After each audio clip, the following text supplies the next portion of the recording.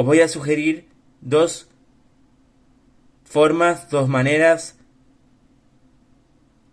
dos propuestas para leer y orar la Sagrada Biblia Católica, los escritos bíblicos, los libros bíblicos. Lo primero que hay que tener en cuenta es que los catecúmenos deben empezar, que son los que están sin bautizar, deben empezar, cuando son mayores me refiero en este caso, por los evangelios al completo y por los hechos de los apóstoles. Y también deben leer el Pentateuco, porque está el Génesis, que está el origen del mundo y del ser humano. Y además está cómo se revela Dios. Es muy importante el Pentateuco también. Aparte de, por supuesto, leer los demás libros de la Biblia, evidentemente. Pero estos son muy básicos. Cuando se trata de niños, por ejemplo, antes de la comunión, niños del despertar religioso, que tienen sobre unos 6 años, a partir de ahí, antes de prepararse para la comunión, muchísimo antes, hay Biblias infantiles adaptadas a su edad. Y para los niños que ya estén preparándose para la primera comunión, o incluso posteriormente, que todavía no llegan a ser totalmente, digamos, jóvenes, hay también Biblias adaptadas a ellos, o podrían incluso empezar a leer, por ejemplo, los que se vean más capaces, leer los evangelios tal cual se leen en la misa. Ya a los jóvenes sí es recomendable que empiecen a leer los textos bíblicos tal cual, evidentemente. Y cuando me refiero a jóvenes, me refiero, por ejemplo, a personas a partir de, por ejemplo, 16, 17 o 18 años. Perfectamente ya es conveniente, además, no solamente recomendable, sino muy conveniente que lean los evangelios y los hechos de apóstoles. Y por supuesto, comiencen también a leer el resto de la Biblia. Evidentemente, poco a poco. Y para leer, orar la Biblia adecuadamente y a interpretarla adecuadamente, hay que tener en cuenta varios principios. Hay que tener en cuenta lo primero, su contexto histórico en el que fue escrito. Podemos leer libros complementarios que nos ayuden a entrar en la época antes de Jesús y después de Jesús, porque el Antiguo Testamento es antes de Jesús y el Nuevo Testamento es justamente cuando nace Jesús, cuando el Hijo de Dios se encarna y luego resucita, y hay que ver el contexto histórico de cada momento. O por lo menos leer la introducción que normalmente traen las Biblias católicas, donde te explican algo del contexto o de qué va exactamente cada libro, aunque sea algo breve, si es posible. Y también hay que tener en cuenta, muy importante, y que sea una Biblia que lo tenga, que tengan los comentarios a pie de página. Los comentarios a pie de página que hacen los biblistas en cada Biblia son muy importantes porque a muchas veces nos aclaran muchos aspectos, como por ejemplo que Jesús no tenía hermanos. Él mismo lo dice, ¿no? También tenemos que tener en cuenta otros aspectos a la hora de leer y orar las Sagradas Escrituras, la Biblia, la Sagrada Biblia Católica. Es que debemos leerla con Biblias que estén autorizadas, aprobadas por conferencias episcopales, por las diferentes y respectivas conferencias episcopales de cada país, que están aprobadas a su vez por la Santa Sede. Por ejemplo, en este caso yo recomiendo la Biblia de la Conferencia Episcopal Española. Esto es muy importante porque si no vamos a ver que puede haber trozos de la Biblia en que en una Biblia está y en otra no, y cosas así. Entonces es muy conveniente en la Biblia católica, que es al que me estoy refiriendo, evidentemente. El que no sea católico no tiene por qué ver este vídeo, ni seguir este vídeo, ni opinar de este vídeo, evidentemente. Pero el que sea católico debe hacerse así. Y además hay que tener en cuenta también otras cosas. Aparte de que he dicho del contexto histórico, por supuesto, muy importante, también preguntar cuando no sepamos exactamente lo que dice el texto, no sabemos interpretarlo. O aparentemente no nos dice nada, aunque debería decirnos algo, pero por ejemplo no nos dice nada. Y siempre leer fragmentos que tengan sentido completo. Por ejemplo, un capítulo que tenga sentido completo, o fragmentos que tengan sentido completo. No leer trozos sin sentido completo. Eso es muy importante, ¿vale? Os respeto a tener en cuenta. Y por supuesto es fundamental y muy principal y muy importante tener en cuenta el magisterio, la tradición y el catecismo de la Iglesia Católica, incluidos sus dogmas, porque no todo está en la Biblia en sí. La Biblia es palabra de Dios, pero debe leerse de una manera adecuada, con respeto, consideración y sabiendo que, además, que es novedad. Siempre nos va a decir algo nuevo, algo diferente, algo que además debemos aplicar, otra cosa muy importante, a nuestra vida, llevar a la vida. Y es fundamental también tener en cuenta, y este es el último aspecto a considerar, que el centro y la plenitud, repito, el centro y la plenitud de la Biblia católicas es Jesús, el Hijo de Dios encarnado y luego resucitado, que existía desde siempre, pero la historia vino en nuestra historia, se metió en nuestra historia. Incluso hizo más que eso. Nos abrió una nueva vida en Él, en la gloria celestial. Y cumplió todo lo que se decía en el Antiguo Testamento, todas las profecías sobre el Mesías esperado. Que las cumplió, se cumplieron en Jesús. Bien, pues dicho todo esto, también tengan en cuenta que hay un método para orar la Biblia, que es la Lectio Divina. La tenéis, según la Conferencia Episcopal Española, en un vídeo del canal. Ponéis Lectio Divina, el nombre del canal, y os saldrá seguramente el vídeo. Y además, y ya por último acabo, siempre que cualquier lectura y oración de la Biblia al completo, por entero, en su integridad, la Biblia católica debe empezar obligatoriamente por el Pentateuco, porque además está como se reveló Dios y está, por supuesto, la creación del mundo, del universo y de todo lo creado y del ser humano, el Pentateuco, y terminar obligatoriamente, empezar por ahí, y terminar obligatoriamente por el Apocalipsis, porque en el Apocalipsis está el final de los tiempos, que nos debe dar esperanza, porque se ve el triunfo definitivo de Jesús. Y ahí se unirá nuestro cuerpo con nuestra alma. Y si estamos en el cielo, será un cuerpo y una alma gloriosa. Como ya está Santa María, que está en cuerpo y alma en el cielo, de una forma gloriosa. Ahora solamente están los demás seres humanos en el alma gloriosa. Otros están en el purgatorio, que me imagino que seremos, esperemos, también en mi caso y en el vuestro también os lo deseo, como mínimo en el purgatorio, que es un paso de purificación, un estado de purificación del alma. Y espero que no haya mucha gente o casi nadie en el infierno, pero no lo sabemos. Eso sí que no lo sabemos. No sabemos, por ejemplo, y nunca Dios lo dirá, si Judas o no se condenó, ¿vale? Para que nadie abuse de su misericordia.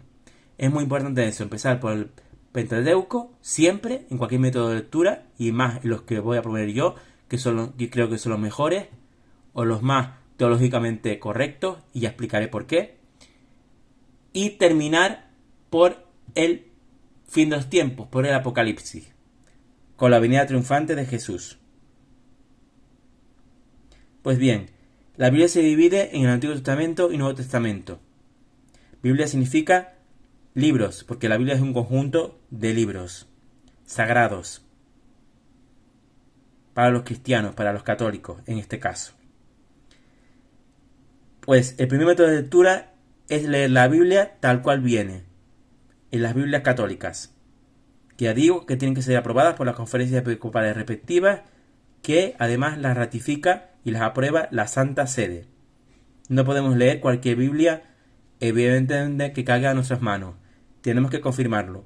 Si no sabemos, llamamos a nuestra diócesis o archidiócesis o conferencia episcopal respectiva y preguntamos cuáles son las Biblias aceptadas y ratificadas y aprobadas en nuestro país o en nuestras regiones respectivas. Ya digo que yo recomiendo la Biblia de la Conferencia Episcopal Española y he dicho al principio conferenciaepiscopal.es/Biblia, donde la puedes encontrar. Aunque es importante comprársela en físico o tenerla digital con comentarios a pie de página, como ya he señalado. De principio a fin, tal y como aparece en la Biblia católica, que sería el siguiente, y así veremos cómo están ordenados y cuáles son los libros bíblicos, las Sagradas Escrituras. Pues bien, empezamos con el Antiguo Testamento, antes de la venida de Jesús, donde vemos el Pentateuco, que está formado, como dice la palabra penta, por 5 libros: Génesis, Éxodo, Levítico, Números y Deuteronomio. Luego vienen los libros históricos: Josué, Jueces, Ruth, Primero de Samuel, Segundo de Samuel, Primero de Reyes, Segundo de Reyes, Primero de Crónicas, Segundo de Crónicas, Esdras, Nehemías,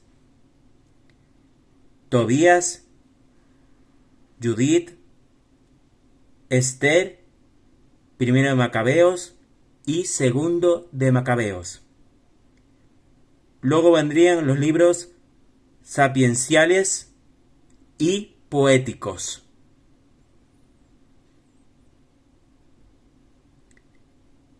Están el libro de Job, que se escribe como B-J-O-B, Job, Salmos, Proverbios, Eclesiastés, Cantar de los Cantares, Sabiduría y Eclesiástico. Y por último estarían los libros proféticos en el Antiguo Testamento: Isaías, Jeremías, Lamentaciones, Baruch, Ezequiel, Daniel, Oseas, Joel, Amós, Abdías, Jonás, Miqueas, Nahum, Habacuc, Sofonías, Ageo, Zacarías y Malaquías. Pues bien, los libros proféticos son 18. En total, si no me equivoco, hay 46 libros del Antiguo Testamento. 46 en las Biblias católicas.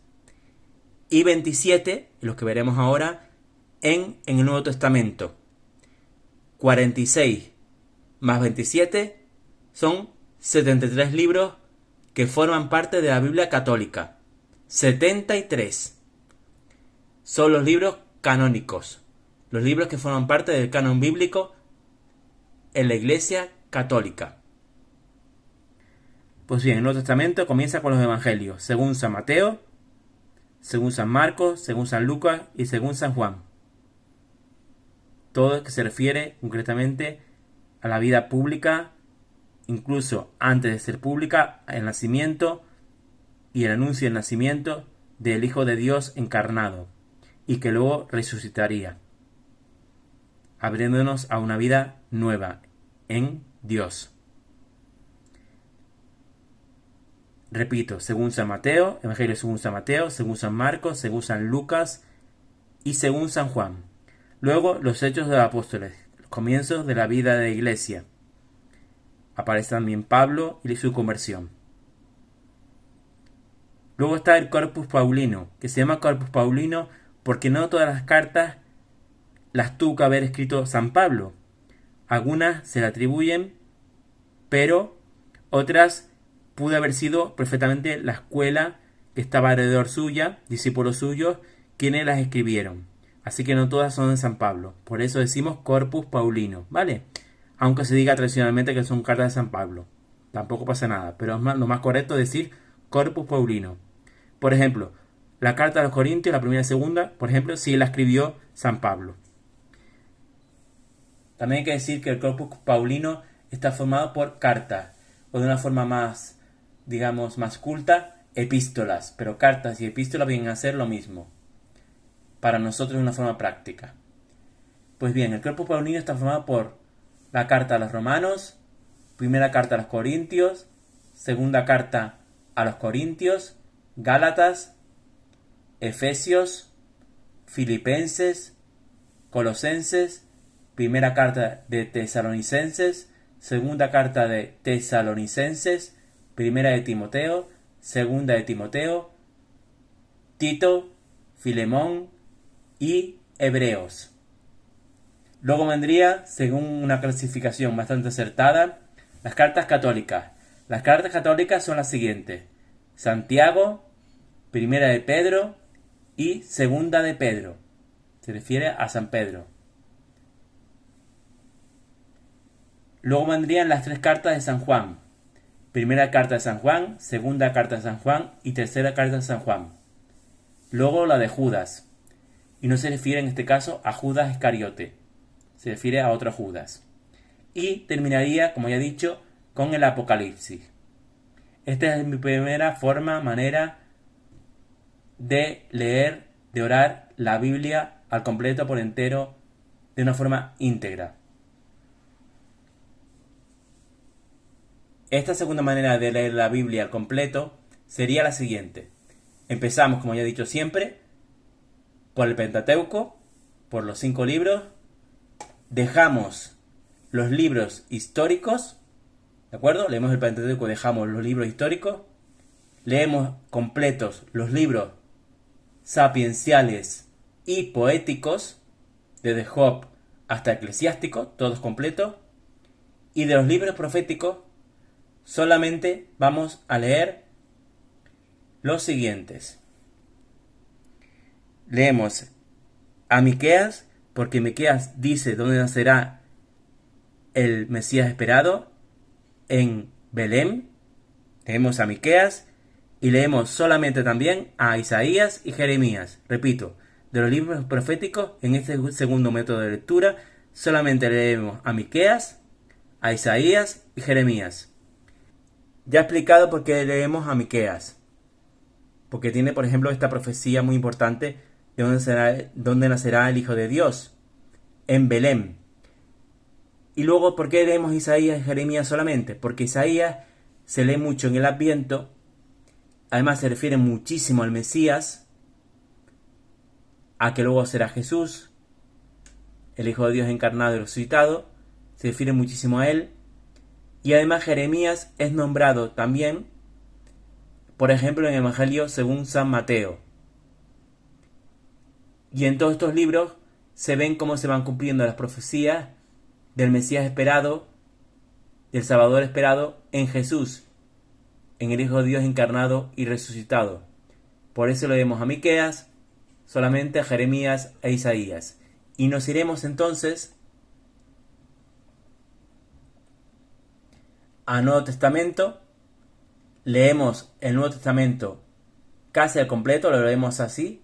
Primero los Evangelios, después los Hechos de Apóstoles, el Corpus Paulino, las cartas católicas, las tres cartas de San Juan, la carta de Judas y dejamos de leer el Apocalipsis. Y entonces volvemos ahora al Antiguo Testamento y leemos los libros que nos faltaron por leer. Que en este caso fueron todos los libros históricos, desde Josué hasta segundo de Macabeos. Todos los libros históricos, los leemos ahora. Y los libros proféticos que nos faltaron, que son Lamentaciones, Baruch, Ezequiel, Daniel, Oseas, Joel, Amós, Abdías, Jonás, Nahum, Habacuc, Sofonías, Ageo, Zacarías y Malaquías. Pues estas son mis propuestas y formas o maneras de leer la Biblia, de orarla al completo y de llevarla luego a la vida. Amarnos unos a otros como Él nos amó. Amar a Dios y al prójimo como a uno mismo, teniendo en cuenta ese principio. Y que Dios es el centro y la plenitud de la Biblia. Jesús, Dios, es quien le da sentido a la Biblia. Esto es muy importante tenerlo en cuenta.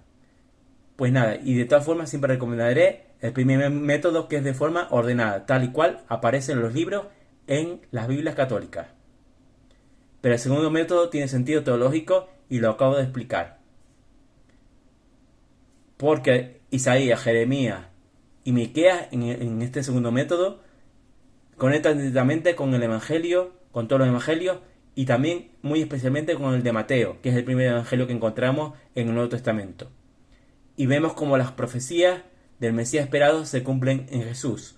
Por eso es tan importante y es válido teológicamente este segundo método. Pero ya he dicho que recomiendo el primero. El segundo tampoco estaría mal. Y se puede tardar en leerla 1 año, 2 años, 3 años, no importa. Lo importante es que lo que leamos tenga sentido completo. Esto es muy importante. Se puede tardar 1 año, 2 o 3, o si es necesario un poquito más de tiempo, en leerla. En el caso de un servidor, tardó menos de 1 año. No es importante leerla en 1 año, puede ser en más. Pero sí, siempre que lo que leamos tenga sentido completo. Y si no podemos durante el día, lo podemos hacer a la hora de acostarnos, un ratito, leer algún capítulo. Por ejemplo, en el caso de los salmos es fácil, podemos leer un salmo, 2 salmos, por ejemplo, porque están divididos, por ejemplo. Entonces, perfectamente nos da tiempo, 3 salmos, lo que nos dé tiempo. Pero siempre buscando el sentido completo del texto que leamos. Podemos subrayarla sin ningún problema, siempre y cuando la Biblia no esté bendecida. Yo la que utilizo normalmente, tengo otra, pero la que utilizo normalmente no está bendecida, con lo cual la puedo subrayar sin ningún problema. Pero siempre recordar que es palabra de Dios. Siempre es novedad y siempre nos dirá algo nuevo